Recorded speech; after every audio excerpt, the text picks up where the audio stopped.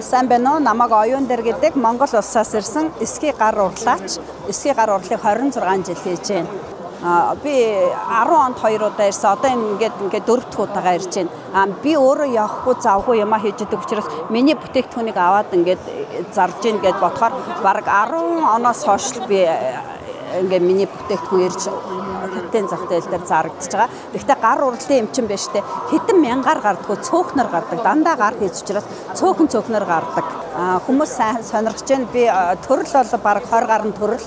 Тэгээд одоо миний үндсэн одоо энэ өмсөж байгаа малгай гэхэд патентын эрхтэй Монголд одоо биел ганцхан идэг учраас өөрийнхөө бүтээгдэхүүнийг өөрөө ингээд зарж борлуулахаар ирчээд байна.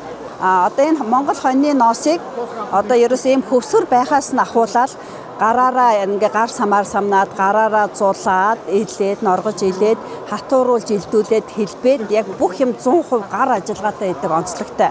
Тэгээ гар аргаар хийгдэг учраас 30 градусын бүлээн усаар гар аргаар угаа цэвэрлдэг. Тэгэхээр олон жил хэрглэж болно гэсэн. Ер нь эсхий урлаар юу ч хийн уран зурагч хийж байна. Одоо 30 жилийн өмнөөс яг ингээд манай эсхий урлаар чи 5000 жилийн нэг одоо Монгол гэрчин түүхтэй штэ.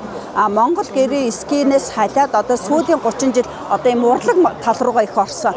30 жилийн өмнөөс одоо урлаг болоод зураг хийж гин, зургийн үзэсгэлэнгүүд гарч гин Монголд. Тэгэл хов цонор ерөөсөө аймс гутал ерөөсөө бүх юм дэвчгч хүртэл юм бүх юм хийж болно. Ерөөсөө уян хатан чанартай учраас бүх юмыг хийж болдог.